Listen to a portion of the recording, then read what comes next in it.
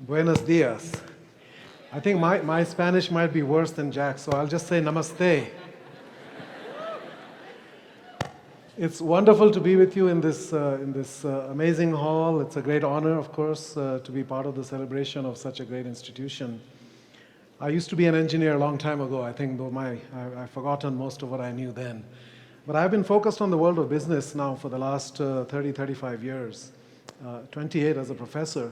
And I've learned some things about business which are actually very different than what I was taught as a PhD student and as an MBA student.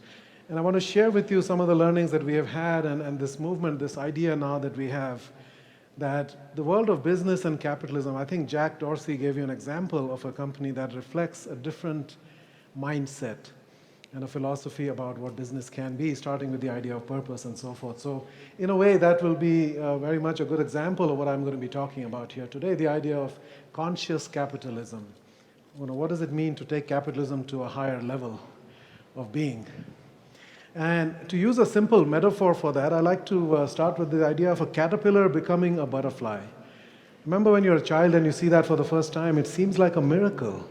It seems like magic, right? But it's actually the same DNA, it's the same creature, but nature brings about an amazing transformation. Now think about the difference between a caterpillar and a butterfly. The caterpillar exists only to consume. That's all a caterpillar does. It eats everything in front of it. So higher purpose in life is to eat. But then nature turns on a switch and it emerges as another creature of light and beauty. A creature that not only brings beauty but also creates value in the world through the process of cross-pollination. Right? So that's an example of a species that is rising above a level of consciousness to a higher level of consciousness and creating good in the world. And I think the same is true of us as human beings. We are sort of born in a caterpillar stage, but we can evolve in our own lifetimes to a far greater degree even than the butterfly. We can achieve extraordinary levels of consciousness and therefore impact on the world.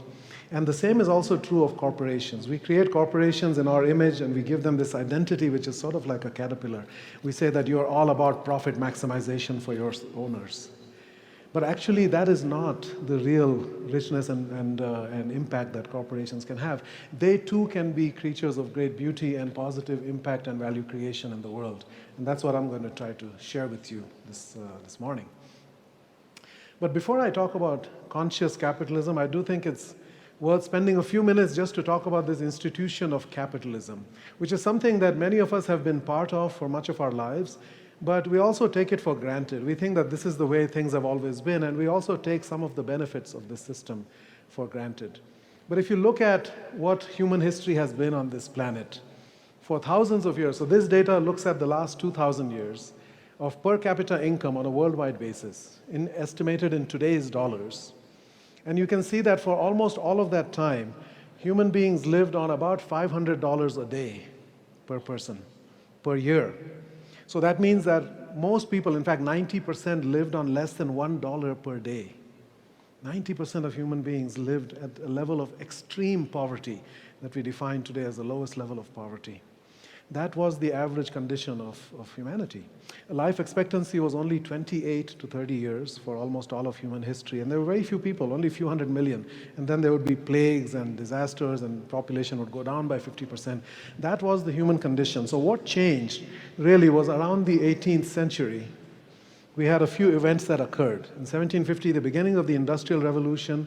So now we had suddenly a great increase in productivity. We could produce a lot more goods. And those countries that had access to this technology, starting in the UK, really started to prosper. China and India, which were the dominant economies at that time, started to decline, relatively speaking, because they did not have access to this technology. But soon after that, in 1776, we had two things that happened. Adam Smith, a Scottish philosopher, wrote a book called An Inquiry into the Nature and Causes of the Wealth of Nations, asking the simple question, why is it that some societies are more prosperous than others? And he found that it did not have to do with the national character or the culture or other factors like that, that it really had to do with the degree to which human beings were free in those societies to focus on what they did well and then to trade with each other. Just as Jack said, human beings are genetically predisposed to create value and to exchange value with each other. That is something that comes very naturally. We're the only species that does that. And if you can create a society in which everybody is encouraged and able to do that, and rather than having a government decide everything, what should be produced, how much, what price, that doesn't work. So this was the theory of the invisible hand of the market, efficiently allocating resources and aligning all the forces to create much more prosperity than you see in other places. Now that same year, it's an amazing historic coincidence, the United States had the Declaration of Independence. And it may not be so much of a coincidence in terms of the ideas that are in there, because Benjamin Franklin met Adam Smith in England a couple of years before. Actually, he read out portions of Wealth of Nations to him. So the idea of this country, United States, was created on the basis of the idea of freedom. This is the only country in the history of the world to be created on the basis of ideas. Every other country has existed for other reasons. But this country was based on the idea of individual freedom, religious freedom, political freedom, and economic freedom. The average person was in charge of their own destiny by right of law. This had not been the case anywhere else in the world. If you were not born into the aristocracy or the landed gentry, your circumstances in life were pretty much determined for the rest of your life. You could not rise up. In the United States, you could rise from nothing to great heights. That was the genius of that country. And those ideas, which then spread, of course, around the world. Now you can see the combination of those three things, the technological revolution of the industrial revolution, and then the intellectual breakthrough of Adam Smith, and then the oxygen of freedom provided by the idea behind the founding of the United States, came together, and after that humanity has taken off on an incredible trajectory. For thousands of years we had flatline, and now for the last 200 years we've had exponential growth in just about everything. Per capita incomes have risen 15 times in real terms worldwide. In many countries they've risen 50 to 100 times. Life expectancy has gone from 28 to 70 now on a worldwide basis. Our human population has gone from 1 billion in 1820 to over 7 billion now. Literacy has gone from 10% to almost 90% on a worldwide basis. And every other indicator of human well-being has gone up dramatically. And it coincides with the advent of this idea of free markets and free people on a broad scale, what we also call capitalism. There's a great myth that this system is really about making a few people rich and everybody else miserable. I mean, that was sort of the Marxist criticism of this. The reality is actually very different than that. Because of the advent of free markets and free people, we have dramatically reduced the incidence of poverty. So 90% of people used to live on less than $1.25 a day. Now we're down to about 12 or 13%. And within 20, 30 years, we could actually eliminate extreme poverty on this planet. That's part of the UN Millennium Goals, and we're ahead of target on that. The real issue in the world is not the unequal distribution of income, it's the unequal distribution of freedom. And when we spread freedom, and with that opportunity, human beings are able to lift themselves up. That's what we do. So it's been an extraordinary journey the last couple of 100 years. And if you look at what that suggests about business, is that business has been a very powerful force for good in the world. And yet, if you look at the narrative in the popular culture, any country in the world you go, if you look at movies and literature, you will never find a business person to be the hero. Business is always seen as selfish, greedy, and exploitative. I think that's a very damaging and a very negative and a very inaccurate way to characterize business. We believe fundamentally in four principles, part of our conscious capitalism credo. Business is fundamentally good because it's based on the creation of value. A business that does not create value will go out of business. It has to create value for customers, for employees, for communities, suppliers. This is not true of other institutions in society. Governments and many other organizations can exist for a long time without creating value, and in fact while inflicting harm on the world. Secondly, business is fundamentally ethical because it is based on the idea of voluntary exchange. Most businesses in this world do not have the ability to force you to buy from them, to force you to work for them, to supply to them, etc. If you believe it's in your best interest, you will do it. Both sides have to benefit. If it's a legal product that we are trading in, there's nothing unethical about that. Governments have coercive power. Businesses do not. Governments can put you in jail or put you to death if you don't do what they believe is right? But businesses only operate on. Now the big danger is when business and government comes together, when some businesses use the power of government and coercive power that government has to further their own interests. That is what we call crony capitalism. That is a cancer on society. It's also now we're calling it crapitalism. That is not capitalism, okay? So we don't have to defend that. What we're talking about here is free markets, free people. Business is also noble because it elevates our existence. Think about all those people living all those thousands of years, at a subsistence level of existence where they're working day and night just to stay alive. That is almost an animalistic existence. Those people had no opportunity to really explore what it means to be human, to explore the arts and literature and music. There's an expression that says, this planet used to be molten lava, and today it sings opera. Where does that come from? Where does the human drive to create art and beauty come from? Those capacities are inside us, but unless we have the time and unless we have the resources to do that, we cannot ever reach that. Business has provided that opportunity to billions of people on this planet. And finally, business is heroic because it has lifted people out of poverty. In the last 2 decades, 1 billion people in China and India have been lifted out of extreme poverty because those two countries have chosen to embrace the ideas of free markets and free people, even not to a full degree, but partially.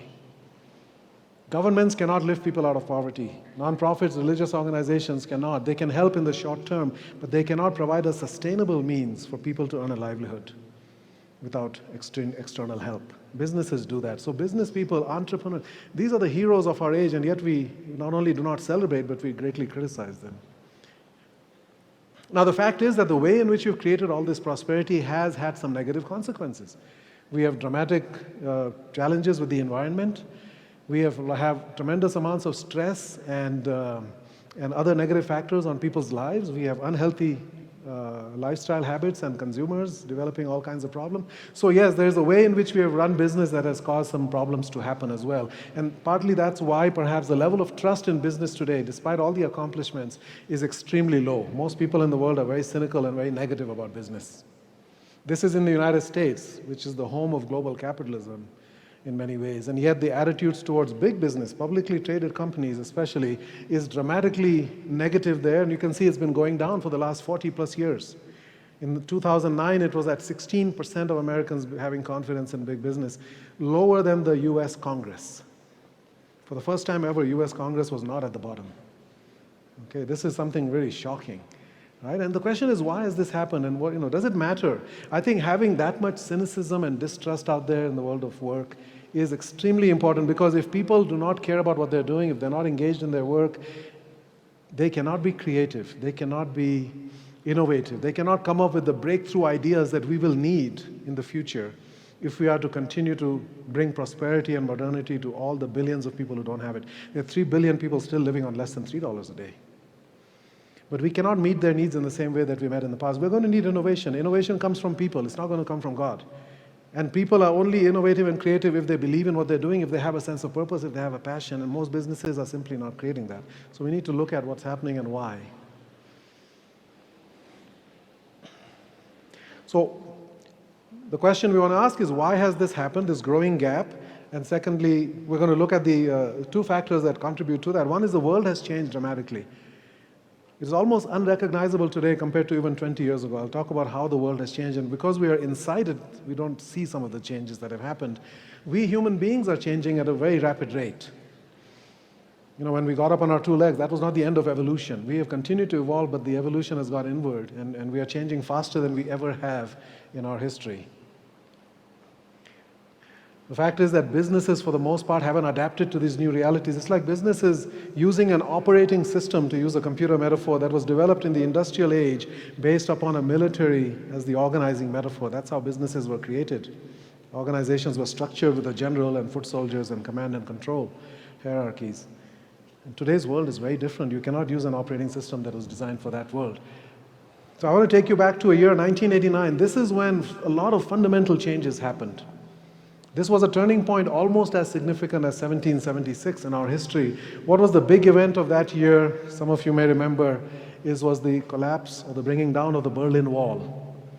The Berlin Wall was a symbol of the defining debate of the 20th century between competing ideologies: communism, socialism, state control of everything, democracy, capitalism, freedom. And the whole world was divided into 2 camps. We had a Cold War. We had mutually assured destruction. We had the threat of nuclear holocaust. That's what we grew up with. And then suddenly, without a single gunshot being fired, that debate was over. And one after the other, like dominoes, countries started to shift over to freedom. And we started all kinds of experimentation. What kind of democracy? What kind of free market? Right? It was a fundamental turning point in our history. It was preceded a few months before that by the events in China in Tiananmen Square, if you remember, in June 1st of that year, right? Very inspiring, even though it was crushed.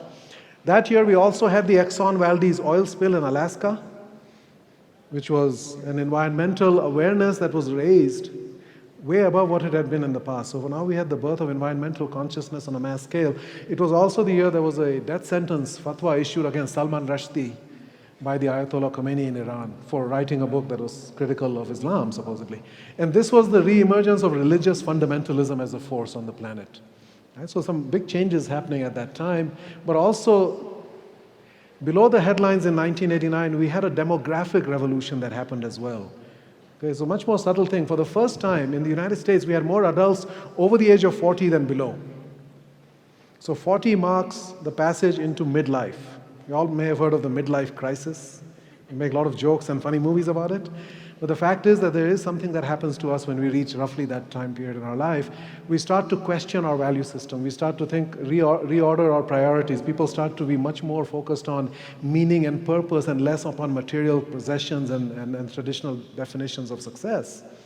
They're much more concerned with their legacy and the kind of world we're leaving behind for our children, and much more focused on the well-being of others, interconnectedness, interdependence. People start volunteering for non-profits that have nothing to do with their self-interest. They start setting up foundations, etc.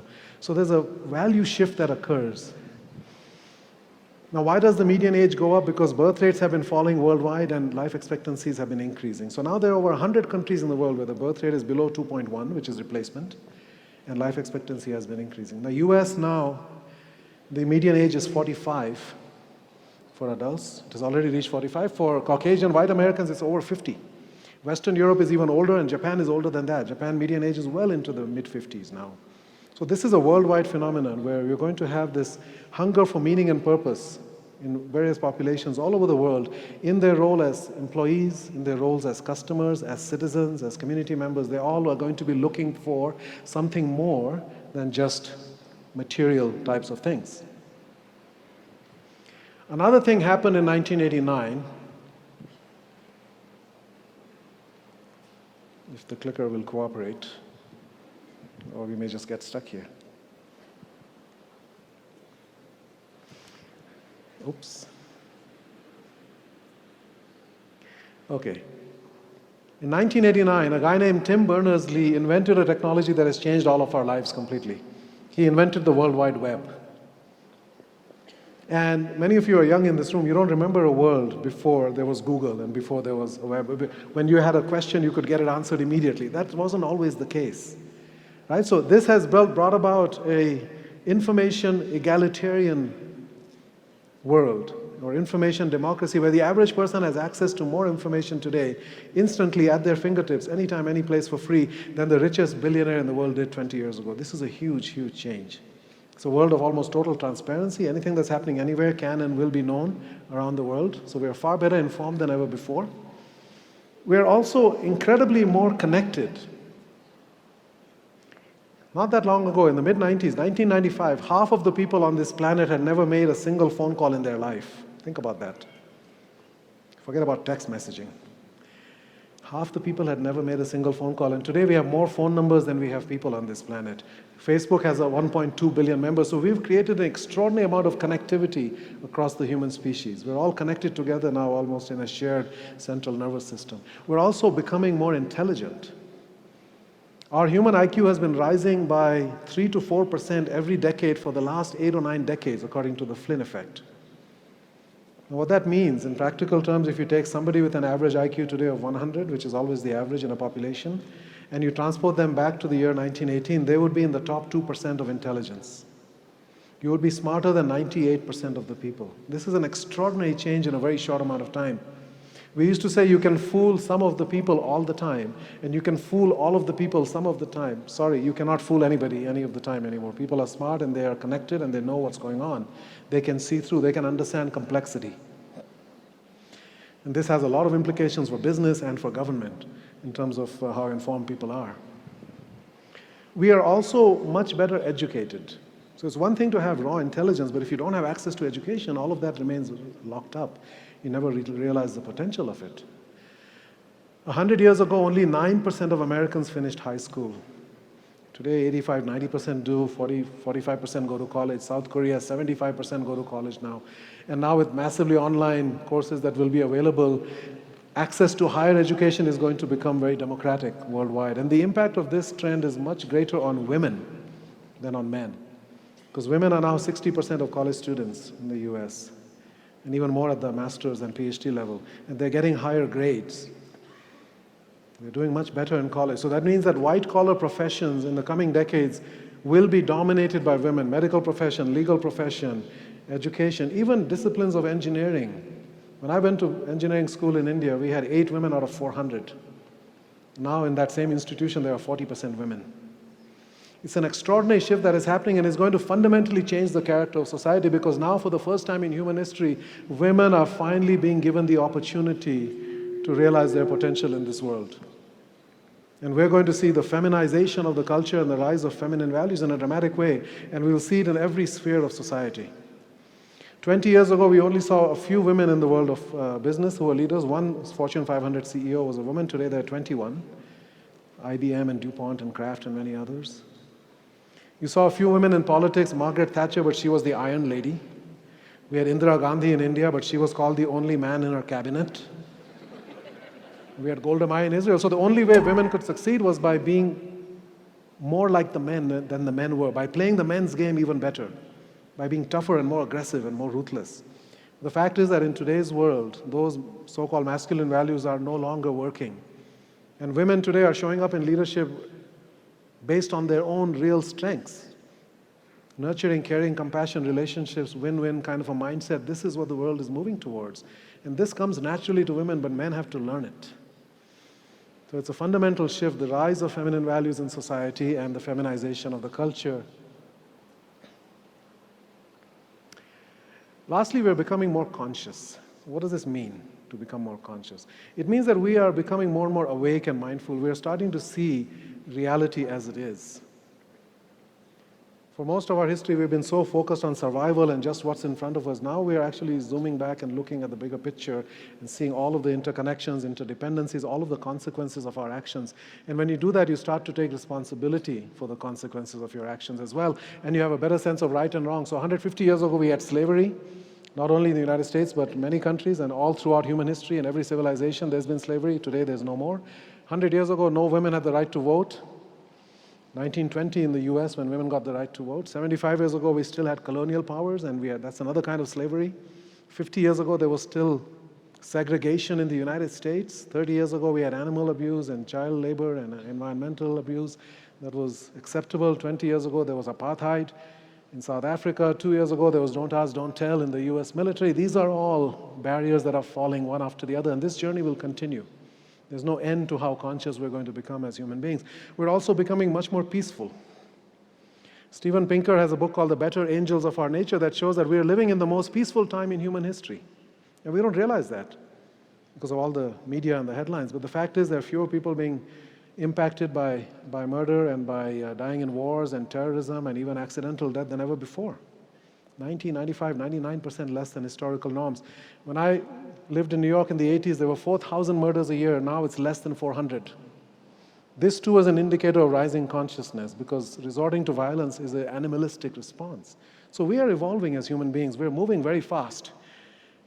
So when you add up all of these changes, how the world has changed, how we human beings have grown and evolved, the fact is we cannot think about doing things the same ways. As Abraham Lincoln said, the dogmas of the quiet past are inadequate to the stormy present. As our case is new, we must think anew and act anew. And nowhere is this true. This is true in every sector of society, but nowhere more so than in business. We have to rethink, what does it mean? What is the role and purpose and impact of business in society? What will it take for companies to truly flourish, not just succeed, but flourish in the future? Let me give you a quick example. A company in the US, the world's largest natural and organic retailer, Whole Foods Market, about a $13 billion company, 75,000 employees, started in 1978 with the name Safer Way. Why Safer Way? Because there's a company called Safeway. And they said, no, there's a safer way. This is about not having all those artificial ingredients and pesticides and insecticides. There's a better way to eat. That it matters what you put into your body. It matters to your health, the health of the food system, and the health of the planet. So this is their purpose, to educate people about that and to improve people's health and longevity and well-being. And it's as important today as it ever was. In the US, in 1960, we had 5.7% of GDP on healthcare, 16% on food. Today, 20% of our GDP is on healthcare, and 8% on food. So clearly, we are impacting our health by the way we are eating. So that's their purpose. You will also find a very powerful document on their website called the Declaration of Interdependence, not Independence. Recognizing that we are part of an interconnected system in which the well-being of each, customers, employees, suppliers, communities, farmers, investors, etc. We're all connected together, and we have to recognize that our well-being is going to go together. So the system has to be managed in a way that everybody prospers. Everyone must win. With every decision, we have to create win, win, win, win. It is possible in a business to do that, to reject the idea of trade-offs. And you'll see there are other things about them that you can see. CEOs, leaders are modestly paid. Frontline employees are better paid. There's lots of transparency. Some of the kinds of things that Jack also talked about. So they represent the 4 principles or tenets of conscious capitalism. Every business must start with a higher purpose, a reason for existing that goes beyond making money. Money cannot be the purpose. Profits are essential and they're important, but they cannot be the purpose. Profits are the outcome of running a business the right way. It's like saying that I need red blood cells in order to survive, but the purpose of my life is not to produce as many red blood cells as possible. Right? Likewise, for a business, the profit is necessary to survive and grow, but it enables them to achieve their purpose in a bigger way if they're profitable and they grow. Integrating the interests of all stakeholders, not seeing them as competitors, not seeing some as means, others as an end, looking at the well-being of each of them as inherently important. Leadership that is about the purpose and about service to people and the planet. Is not about power and it's not about personal enrichment. It's not command and control. It's not carrots and sticks. It's mentoring, motivating, developing, inspiring, and truly caring for people as human beings. And a culture that is based upon trust and openness and authenticity and transparency and empowerment and love and care. So these are some of the elements of cultures, but I just want to focus on this idea of caring or love and care. What role does love and care have in the world of business? 10 years ago, this would have been seen as a ridiculous question. There's nothing to do with love and care in the world of business. Business is tough. Business is about the survival of the fittest, right? It's a dog-eat-dog world, etc. But the fact is that it doesn't have to be that way. So when the founders of Whole Foods started that company, they said, can we build a business on love instead of fear? Most companies have a tremendous amount of fear and stress in them. That's how we motivate people. That's why we have a restaurant chain called Thank God It's Friday.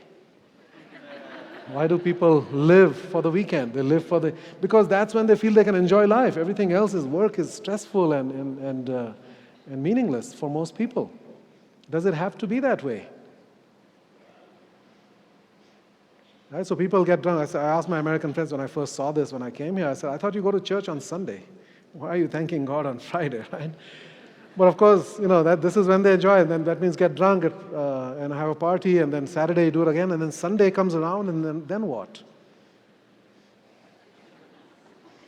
I was at a conference where the Dalai Lama said heart attacks are highest on Monday morning. You think that's true? It is true. 20% heart attacks go up on Monday morning. So the irony is that our lives today are such that we're not getting killed in wars and murders and terrorism. We're getting killed by our jobs. This is the reality that we've created in the world.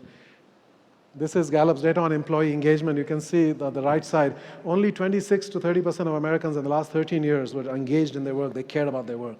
70 to 74% either didn't care or they hated it. They were hostile. If they could do harm to their company, they would do it. And this is not, I don't think that we have bad people in the world. It's that we haven't created the conditions. I call this the shame of management and leadership. This is the responsibility of leaders to create that kind of a context. So as Sigmund Freud said, love and work are the cornerstones of our humanness. If we can combine the two, these are the two most powerful human drives: self-interest, reflected in work, and then caring. The need to care is as powerful. If we can combine those two in our work lives, that would make an extraordinary difference in the world. So in my research some years ago, we looked at a bunch of companies that had these characteristics, that were built on these ideas of love and care and so forth, and all the other principles we talked about. And now we have a new edition coming out with 28 American companies in it and a number of non-US companies as well. You can see that the financial performance of these companies over the long term is dramatically better. So this does not come at the penalty of financial performance. In fact, this is the way to be more successful financially.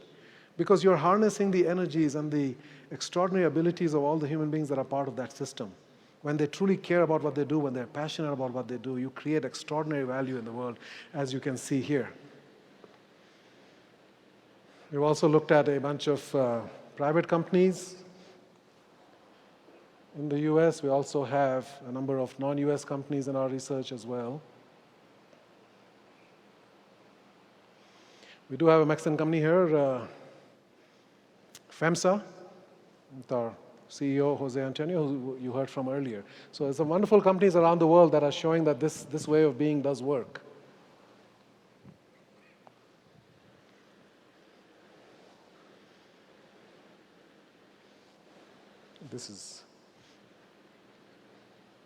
So the financial performance you can see is holds up over different time periods, not just 15, 20 years, 10 years, 5 years, etc.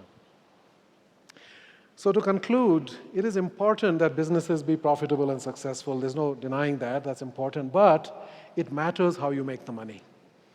It's an extremely important question. You can be profitable and make money in one way that harms people and harms the planet and harms everybody, or you can do it in a way that benefits everybody. And we have to rethink what we think business is about. Business is not a game. I was with a CEO who said, you take all this too seriously. Business is just a game. Money is a way of keeping score. I said, I'm sorry, this is not a game. Business is not a machine. Some people think of it, you put inputs, you put physical inputs and financial inputs and labor and so forth, and you get profits coming out. It's not a machine. Many economists would have you think that business is a math problem. They've reduced business to maximize profit subject to all these constraints. Many finance people just tend to look at the numbers. They don't look at the people behind the numbers. Business is not a math problem. And finally, business is not war. A lot of businesses act as though their competitors are their bitter enemies who need to be destroyed. That's not what business is about. You can learn from your competitors. You can admire your competitors. Business is actually about the real lives of real people. Every action we take has consequences on real lives. It is about the most human thing that we can do in this world is run a business. And therefore, we must define our success and measure our success by the way we impact the lives of human beings. Not just directly through our employees, customers, etc., but even beyond that to their families, their communities, etc. All of those are consequences of our actions. The fact is that businesses create, but can also destroy many kinds of value in this world. It's not just financial value, but it's also intellectual capital, social capital, emotional well-being of people, the spiritual well-being, sense of meaning and purpose, impact on the popular culture, impact on people's bodies, and impact on the environment. These are all consequences of our actions. And we can choose to run a business in which we create positive value on all these dimensions for all stakeholders. Or we can choose just to make money and then have negative effects on all those other areas. And say, well, those are just side effects, or those are negative externalities, and we don't have to worry about them. No, those matter actually even more than the financial outcomes in many cases. So we have to start thinking in this broader way. And we have to get away from this mindset of complacency, of thinking that this is not my problem. We have the fortunate few and then the miserable millions. We have the CEOs and the frontline workers, or we have the developed countries and the developing countries, etc. That mindset is simply wrong. We are all connected. We are all in the same boat. We share our destinies. We're all sharing the same planet. It's all one system. We have to start acting in that way. The fact is that humanity is one spirit. We are recognizing that. We know that our natural resources are finite. But what will save us? I work with this Korean company called POSCO, which is a steel company. At the entrance to their steel plant, it says, resources are limited, creativity is unlimited. That's the one unlimited resource on this planet is human creativity. Human ingenuity is really the answer forward. Our inner resources are infinite. That's going to be the answer. Instead of treating human beings as a physical resource, like if you take coal, for example, you use it, it's gone. Human beings are not a resource. Human beings in the right setting are a source. A source is like the sun that continuously generates light and warmth and energy and caring and creativity and compassion. Human beings are the most powerful form of renewable energy ever discovered on this planet. But just like the energy inside the atom remained locked up for almost all of history until we figured out how to liberate it, the capacities of most human beings remain locked up for all of their existence, and they die without ever expressing them, unless we create the conditions in which that can happen. But we must do it right away. We don't have time to wait. As Martin Luther King says, there's a fierce urgency of now. We are on the brink of so many disasters if we don't change. So those of us who are alive today have an extraordinary opportunity. We have the opportunity to lead the most meaningful lives human beings have ever led on this planet, because our challenges are greater than ever. We have crises on every front. There are 7 billion of us, but so is our consciousness of those challenges, and so is our ability to do something about them.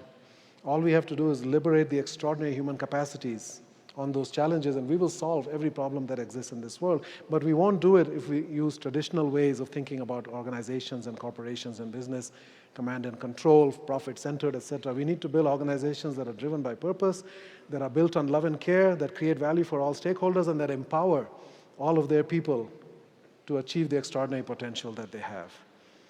Thank you very much. This is the book, the new book on this, and this is our website. Thank you. Thank you very much. Agradecemos por su ponencia a Raj Sisodia, quien recibe reconocimiento de manos del director general del Campus Ciudad de México, Dr. Ricardo Ramírez Mendoza, y del director general del Campus Toluca, ingeniero Juan Carlos Arreola Rivas. Thank you. Thank you very much. Thank you. Very nice presentation. Thank you. Oh, I got to hug this. Thank you. Thank you very much.